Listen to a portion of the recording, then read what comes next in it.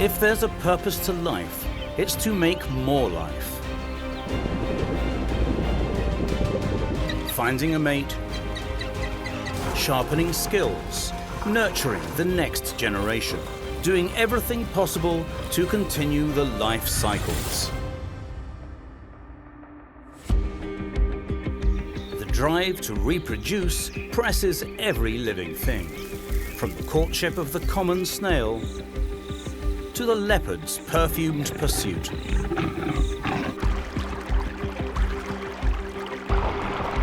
Animals spend enormous energy and resort to elaborate tactics to keep their genes in the game. Some are prolific producers. Others are doting parents. All of them compete to leave a part of themselves behind as life goes on.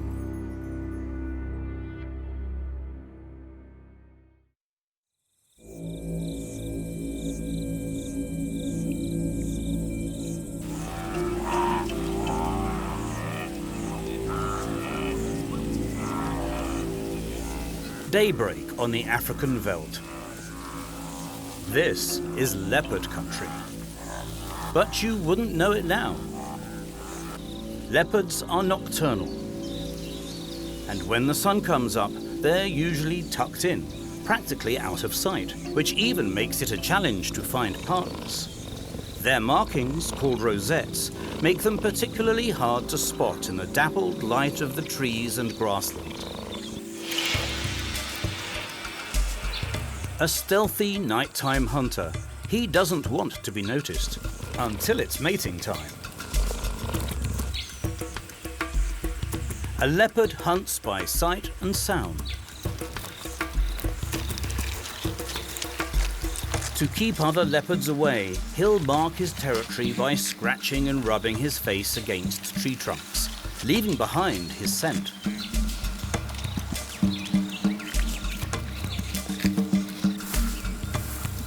Urination and defecation also declare his turf off-limits to other leopards. But sometimes he'll have a change of heart. Like when he's hunting for a mate, then scent becomes all important.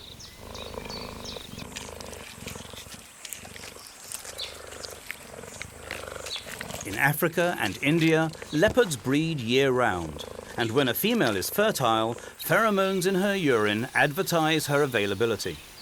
When she's ready for life to go on, she spreads the message on the wind.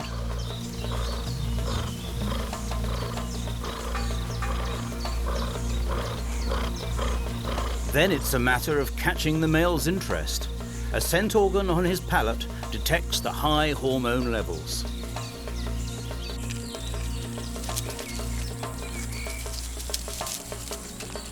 When he gets a whiff, it's worth getting out of bed for.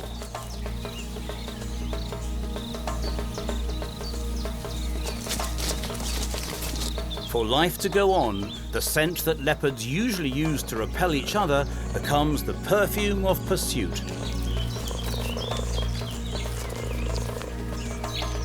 The female doesn't exactly make it easy for him. She'll mate with several partners. And so she makes the rounds, passing through territories, leaving her claw marks and scent on the trees.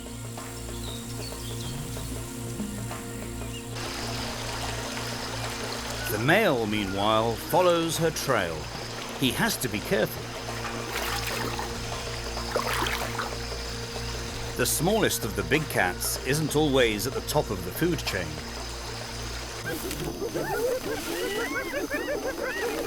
Lions or hyenas can ambush him.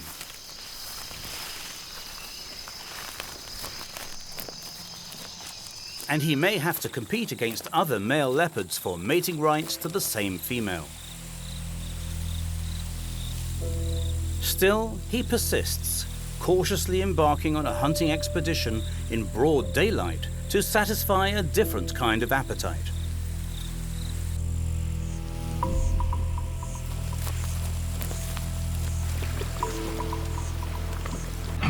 To help mates find her, the female gets vocal.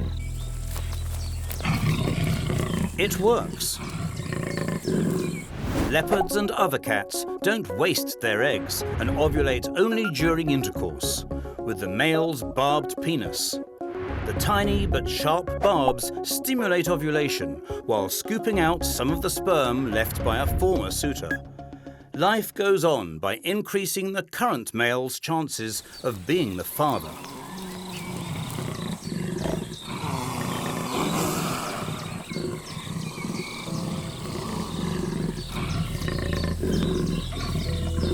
It's as brutal as it sounds. Mating is painful for the female, and if the male doesn't tread carefully, she can turn and attack him. Mating's not a one-time thing. To be sure she's impregnated, they'll mate every 6 minutes, 100 or so times a day, for a week or more.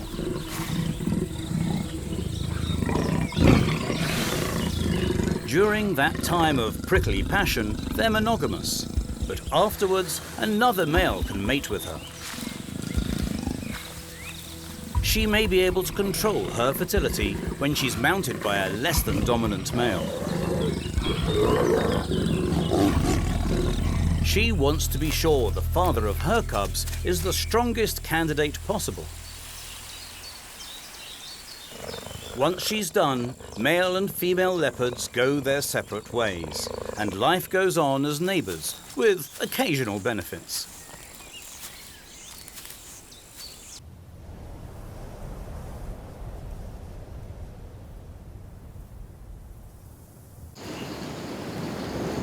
Africa's solitary leopards continue the species with their one-on-one encounters. And that works fine for leopards. But for other creatures, life goes on much differently. In the rivers of North America, some serious group sex is taking place, with hardly any physical contact.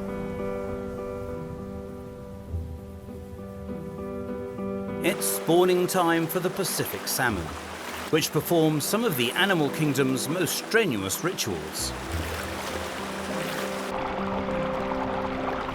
They're completing their life cycle. After a year or more in the salty ocean, they're returning by the millions to the spot where they were born. Guided by their sense of smell and magnetic fields, some species travel more than 4,000 kilometers to get here, eating nothing along the way, undertaking some heavy transformations in their bodies to be able to make the trip. Only the strongest will make it, assuring that life goes on. Males arrive with a humped back and a hooked snout, called a kite. It displays their dominance, so they can impress the females and get into biting battles with rival males as they stake their territory. Females arrive so laden with eggs that their stomachs have disappeared. Males are equally laden with sperm. The stage is set. The female begins spawning by clearing the gravel to make a shallow nest for her eggs.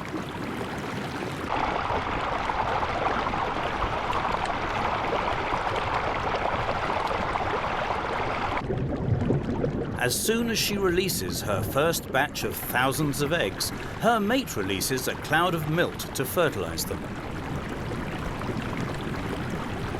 Most of them won't make it, becoming bird food instead. But enough will survive for life to go on.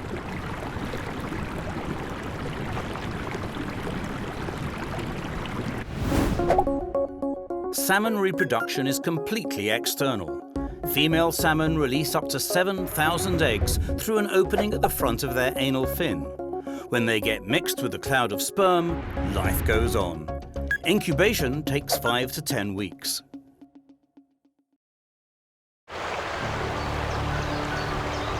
The spawning pair swim further upstream and repeat the process several times over the next day or two.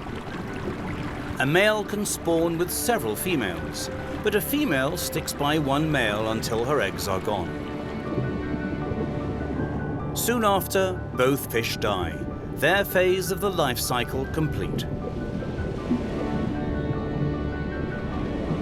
The eggs are left on their own. The hatchlings, or fry, eat plankton and fatten up on their way from the freshwater rivers to the ocean.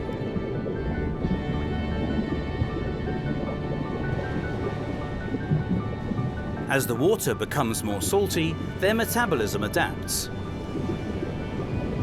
There are many subspecies of salmon in lakes and rivers all over the world. Some don't migrate at all, but for those that do, it might take a week or so before they can fully enter the ocean, where they'll spend most of their lives. Some species spend a year or two in fresh water before heading to the sea.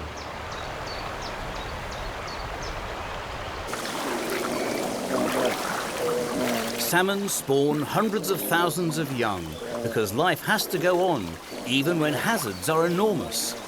Many will never reach the ocean as they're scooped up by hungry bears that can gobble them by the dozens.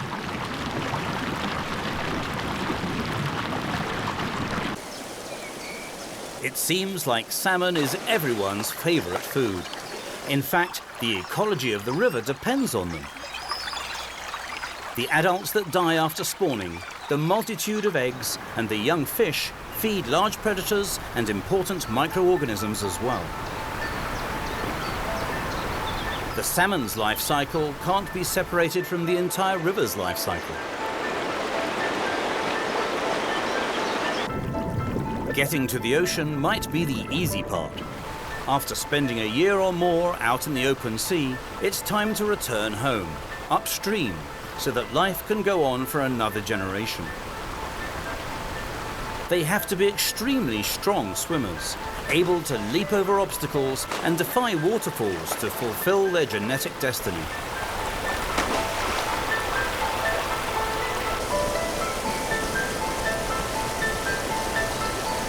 Many of the fish that don't get eaten will die of exhaustion.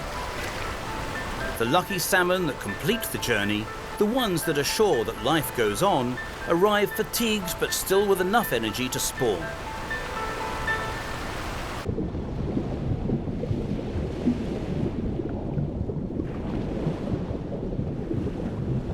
This impulse is so ingrained that, even with all that they must endure as they grow, they never forget the part of the river they hatched from. It's here that they return. Some species repeat the cycle for a few years. For others, the first time they return home is the last thing they ever do. Their sense of smell, memory, and even the Earth's magnetic field guide them back to breed and complete their cycle so life goes on.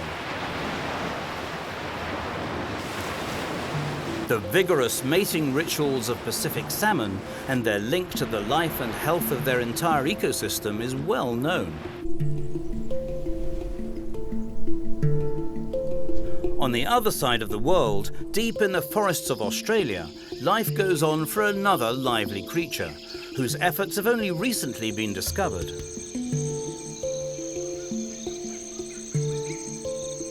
This is a peacock spider, one of about 50 different species. Some are only about the size of a grain of rice. Life goes on for these little Australian jumping spiders pretty much under the radar. Several have been discovered only in the last decade or so. And the most amazing thing about them is how they make more peacock spiders. The male, who's the more colourful gender, looks for dates by tapping on a leaf or branch. As he struts with his peacock-like fan, he's sending out good vibrations. He hopes a female will answer. Spiders don't have ears, but they pick up the vibes with their legs. The female, drably coloured and a little shy, needs convincing.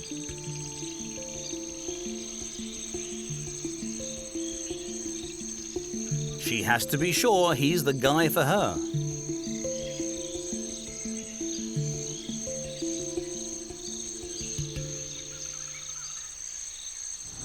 With his colourful abdominal flaps and elongated third legs, the male peacock spider has the eye-catching look.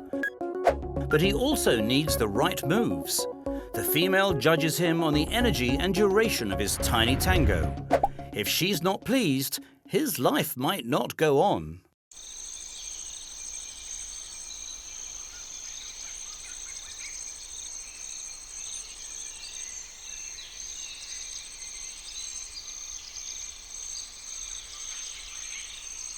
He has to dance like his life depends on it. And it does, because if the female isn't happy, she could eat him. He starts slow with just a little rhythmic tapping to set the mood. When he spies a potential mate, he ups his game a bit. Little by little, he moves in closer. She watches every move.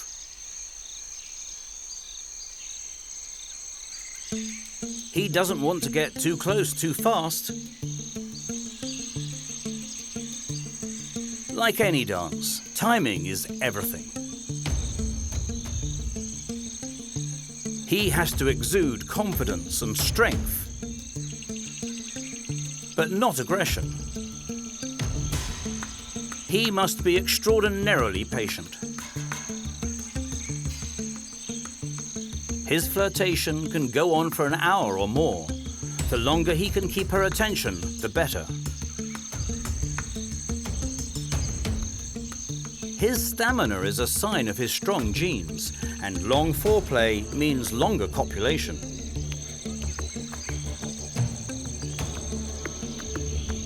When it comes to hooking up, male peacock spiders have better luck mating with virgins. Previously mated females are more likely to avoid him or attack him.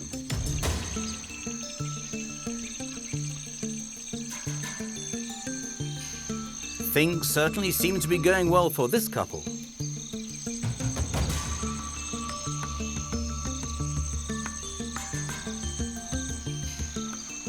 As he dances his heart out, she lets him inch closer and closer.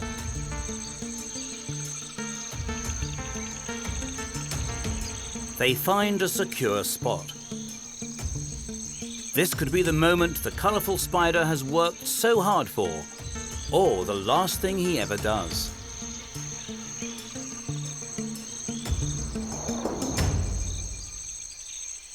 After his exhausting display, it's up to the female to make the next move. It's all good. He's one of the fortunate 25% or so of males that find a mate. Life will go on for him.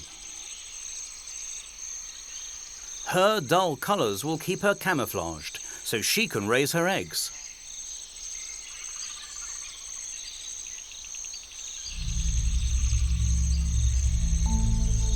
The connection itself may take just a few minutes, but like the dancing foreplay, it can also last an hour. Quite a performance the little lover does.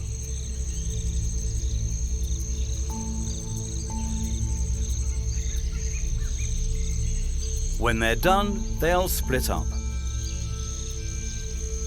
Her suitor won't be truly safe until he moves away from her.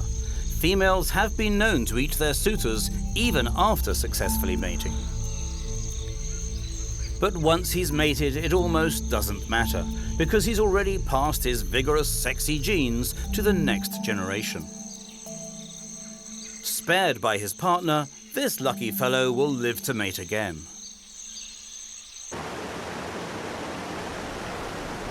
Far from the spiders' stomping grounds in the Australian forests, we head to a series of small islands off the coast of Ecuador. In this remote spot, like nature's laboratory, plants and animals evolved in unique and highly studied ways.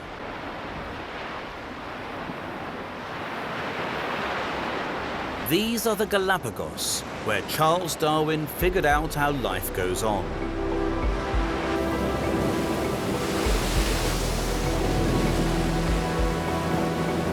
And for its resident frigate birds, it still does.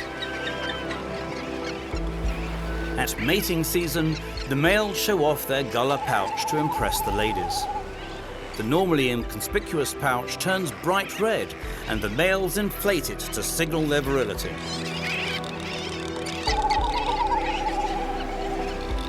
Frigate birds are one of the few seabirds in which males look different from females. During mating season, that difference is startling.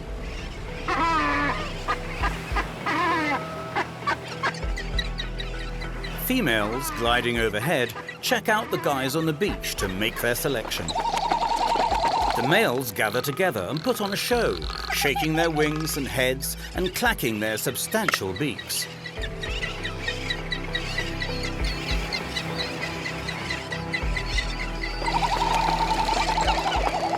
Sometimes they add calling to their display.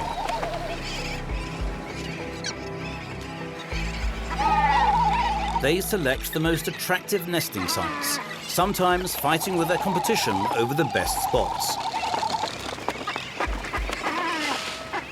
The islands are small and time is short, so a good location really counts if they want to catch the female's eye. The conflicts between males can be noisy and boisterous, but no one usually gets hurt and life goes on. The winner has something to boast about, adding to his sex appeal.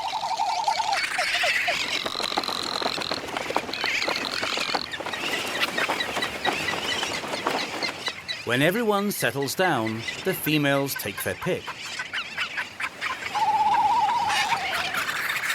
The couple get acquainted by rubbing necks and beaks.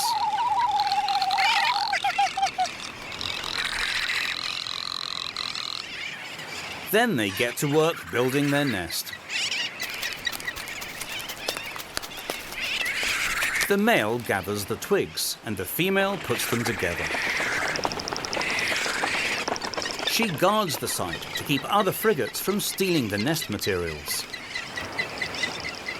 Mating is a long commitment. Life goes on one egg at a time. Both parents take turns incubating it over the next 2 months. The chick fledges after about 20 weeks, but still depends on the parents to feed it for up to 18 more months.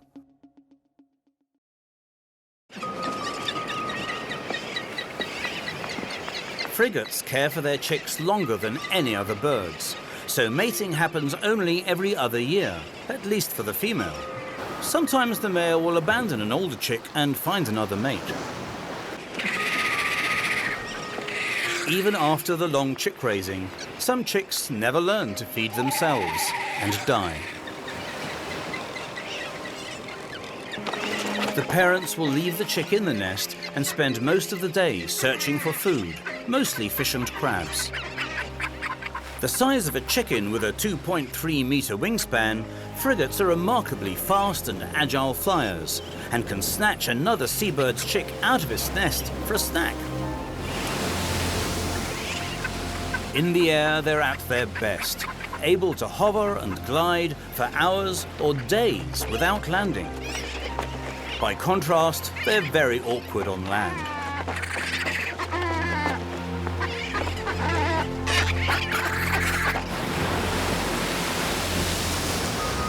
And though they're seabirds, their wings aren't waterproof, so they avoid getting wet, even when they're fishing. Rather than hitting the water, they patrol from the sky, getting a true bird's-eye view. From the air, they can spot shoals of fish.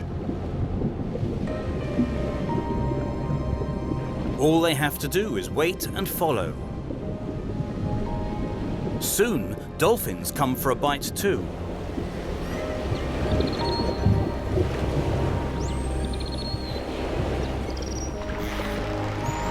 As they whip the fish into frenzy, the frigate birds swoop in.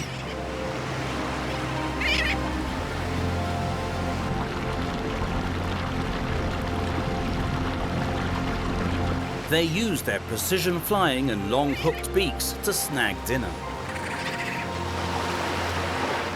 Frigate birds sometimes harass other seabirds into dropping their fish so they can catch it before it hits the water.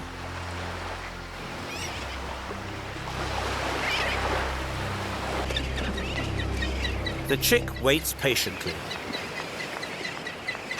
and eats heartily. A lot of time and energy goes into its care. If life goes on as expected, it will leave the nest in a little over a year, but probably won't be fully grown until it is 4 or 5. Then it too will be ready to glide above the island or puff out its chest to start the next generation.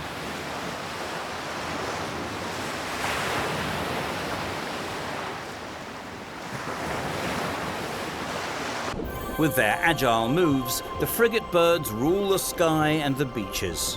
Where their domain ends, another's begins.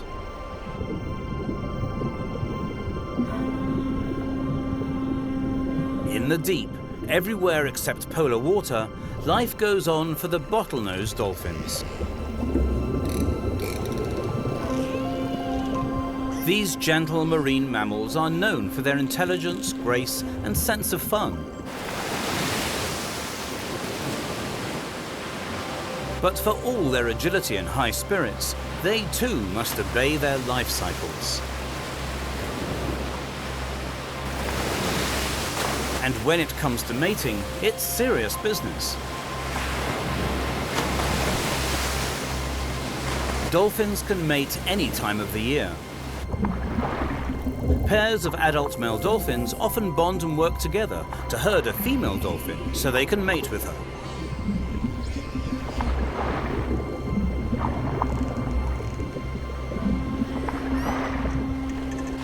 Alone or in pairs, the males might shadow the female for weeks until she becomes receptive.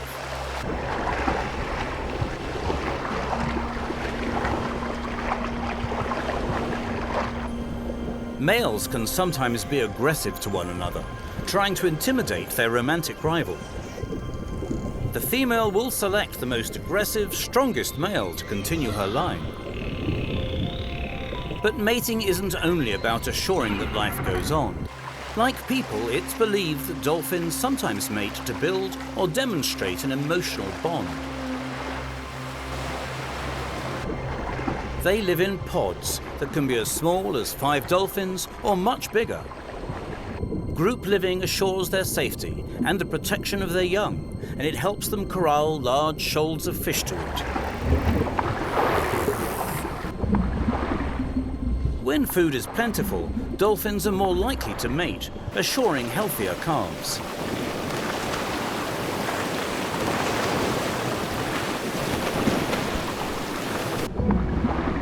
A female will mate with several males who have no part in raising the baby.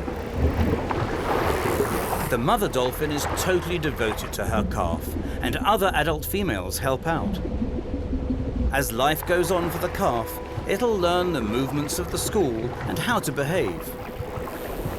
Some species, like these spinner dolphins, form schools of up to 1,000, and they often tag along with pods of other dolphins or whales. The females start breeding at age 4, and the males at age 7. A spinner cow might mate with several males consecutively. Since the pod is one big family, paternity isn't important. A mother dolphin giving birth gets help from the group of fellow cows. The pod soothes her as she delivers the calf, which is born tail first and underwater. But being a mammal, the baby requires a quick boost to the surface to catch its first breath. A maternity pod helps get the new calf there. Spinner dolphins get their name for a reason. Their enthusiastic spinning removes parasites. It might also be a way for the dolphins to keep tabs on one another when the school splits into smaller groups. The sound of the splash from a 70-kilogram dolphin carries far in the water. Spinning might also be the way that these dolphins express excitement or joy. Spinners head out to deep water at night to hunt, and back to shallower water by day. At night, they need to be quiet to hunt, using their echolocation to find fish and squid. This is the most important lesson for the calf to learn, as it shadows its mother.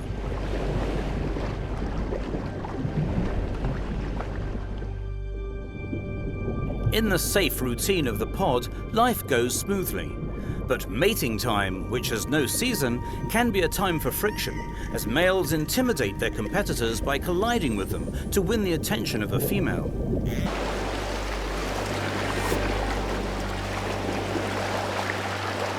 The males fight until the opponent is exhausted and moves on. Though large pods hold plenty of mating opportunities, dolphins usually mate belly to belly, sometimes after extensive foreplay. Or else they'll mate in a series of quick encounters.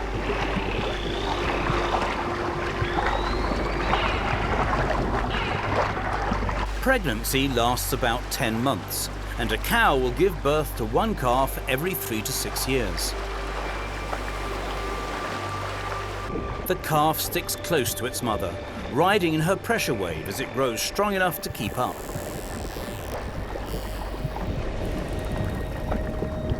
As life goes on, a young male will either leave his birth pod to join another or start his own. A young female will stay with her mother's pod or join one that's close by.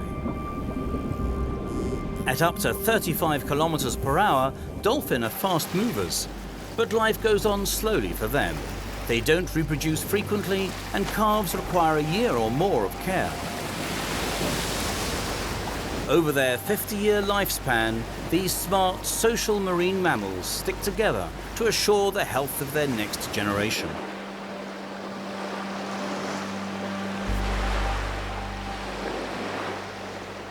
Living life at a much, much slower pace, far from the deep ocean or crashing waves. Despite the fact that they seem to live in seashells,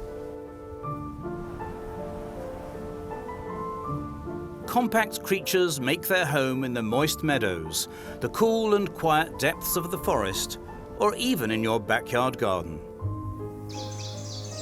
Every day they silently go about their slimy business. Snails.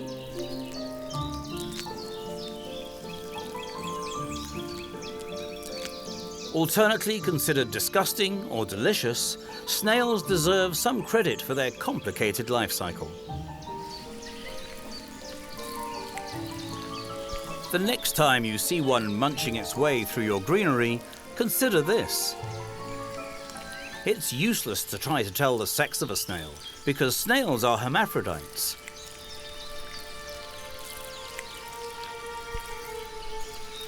Each has both male and female sex organs, so a single snail can fertilize itself, and life could go on from there. It's nature at its most clinical and efficient. But snails want more out of life and actively seek out mates. Because they can't hear and have poor vision, they rely on their sense of smell, or they follow chemical signs in other snails' mucus trails.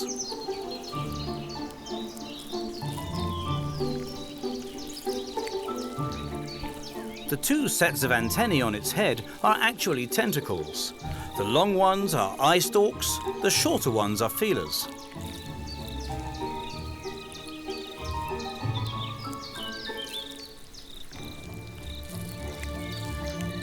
Because the world can be a rough place, snails lay down a trail of slime to glide over as they move through the forest. They always need to keep damp.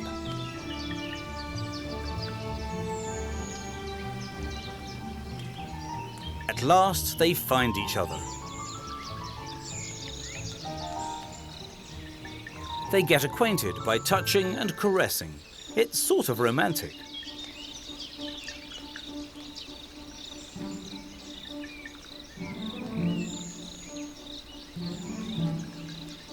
Then out comes the love dart. Before mating, each snail tries to shoot its partner with a spiky, mucus-covered love dart. It's believed the dart carries a kind of hormone that helps the partner's sperm survive longer, assuring that life goes on. Snails that pierce their partner with a love dart sire more offspring than snails that fire and miss. Their courtship can last up to 12 hours.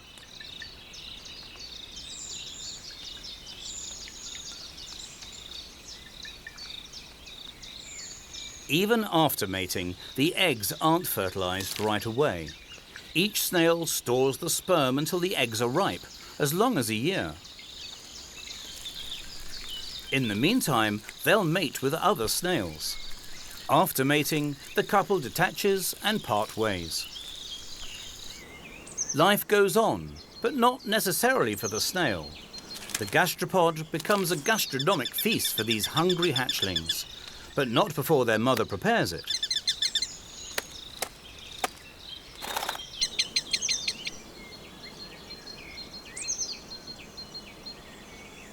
It's all a part of the forest life cycle.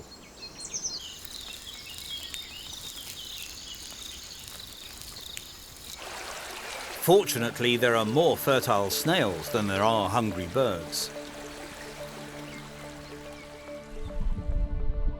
When its eggs are ripe and fertilized, the snail digs a small trench in moist soil and lays around 100 eggs. Some species can lay up to 400. The eggs develop and hatch in about 2 to 4 weeks.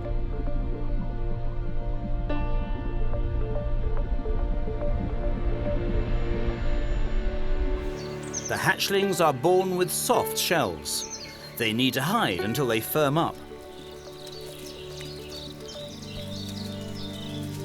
Since both partners lay eggs, hatching time creates quite a lot of little snails. But most don't live past a year, picked off by predators. For the survivors, life goes on. They continue to grow, adding rings to their shells every year. Since they're not very fast or mobile, most spend their lives in the neighborhood within 20 meters of where they're born. A lucky snail can live as long as 7 years and begin to reproduce after the first year. Snails aren't particularly choosy about picking a mate. When you consider that every snail is both male and female, they don't really have to be.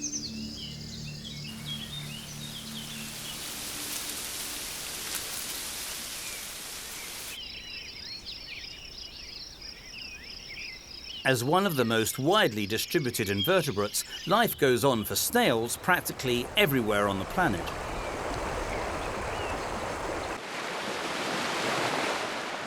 Not every animal has the luxury of being able to adapt. The more complex the creature, the more it becomes a prisoner of geography.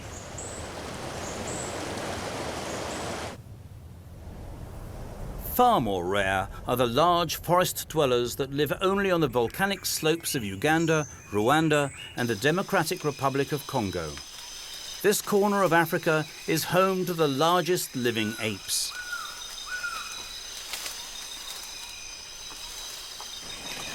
Mountain gorillas.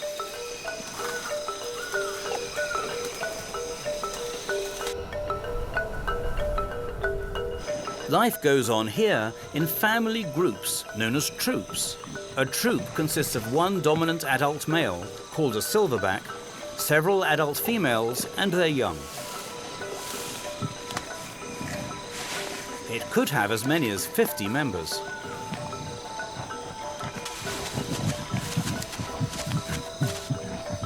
The silverback is the alpha ape. He tells the troop when to wake, where to find food, and when to go to sleep. A male gorilla can eat almost 20 kilograms of food a day, so the troop constantly moves to new feeding grounds, rain or shine. Mostly they eat plants, but sometimes termites, grubs, and snails. Gorillas aren't territorial. but they seldom wander more than a 16 square kilometre area.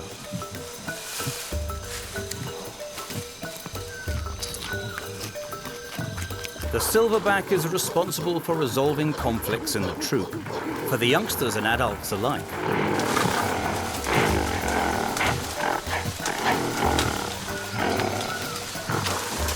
The fur on his back turns silver when he's about 13 years old.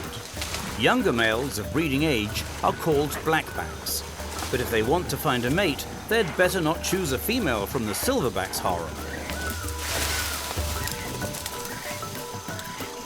There's no particular mating season for gorillas. When a female is fertile, she'll approach the silverback and make eye contact. He'll take it from there. Blackbacks can also mate, but only if the silverback approves.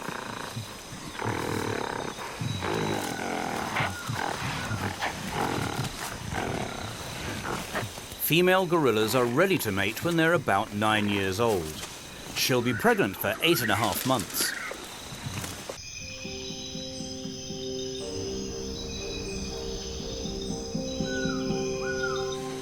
As life goes on, she'll have only 2 to 6 babies over her lifetime, so the population of gorillas grows slowly in the forest. Compared to other great apes, gorillas reproduce slowly.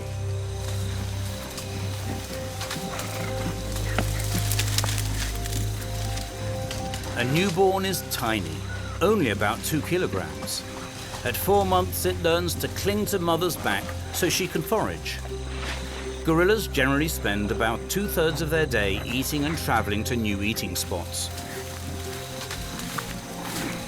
Everyone depends on the silverback to keep the troop safe.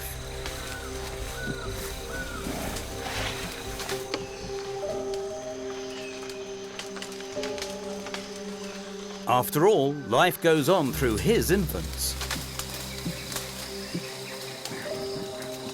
He doesn't have much of a role in raising them, but he's protective in one very important way. Driving out other male gorillas who try to steal his harem and will likely kill his babies.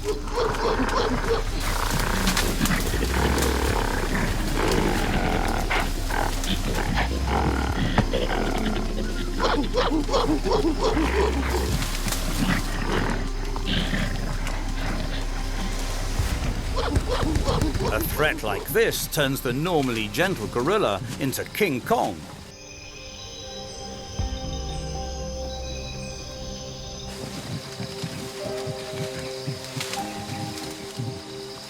The silverback, bruised and blooded, defeated the challenger and will keep his harem. His banished rival will live in solitude or try to form a new troop of his own.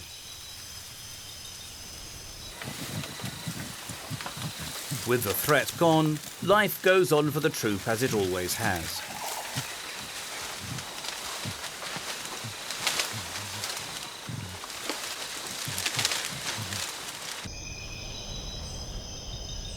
Babies get made as females in heat seek out the silverback.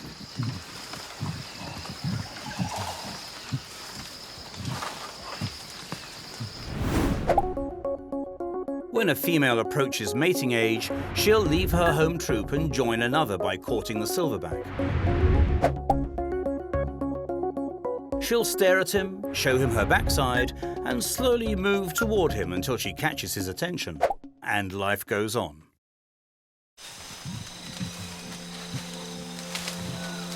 The resulting infant needs a lot of care.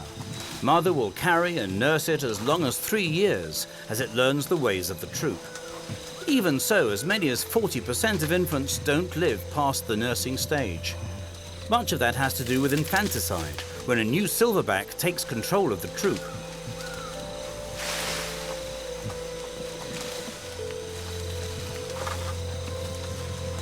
But the ones that survive are well cared for. And even though most of that care comes from the mother, silverbacks have been known to play with their youngsters. It's just another way the next generation is welcomed into the troop, and life goes on.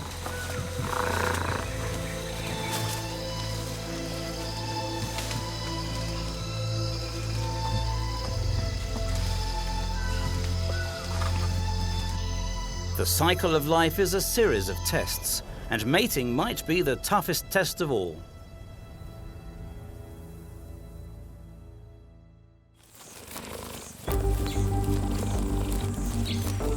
For leopards, the urge can override the need for food or comfort or safety.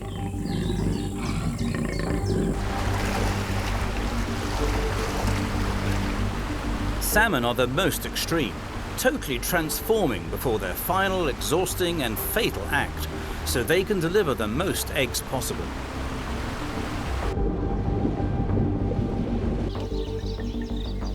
Male peacock spiders also risk death so they can fertilize eggs. But after proving worthy of mating, the savvy spider may live to tell the tale and pass on even more of his proven genes. But sometimes paternity doesn't matter so much for the females. Within the security of the pod, male dolphins compete with each other, but the mother's indifferent to the winner.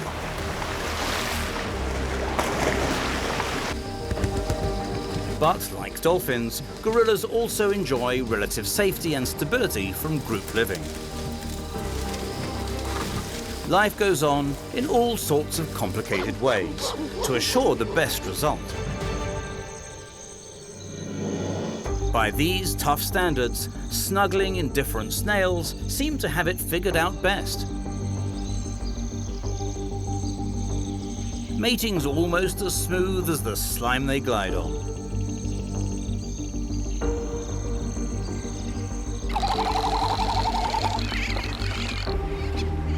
Whether it's a gentle courtship or a strenuous death-defying ritual, animals must prove their worthiness to assure that their life cycles will go on.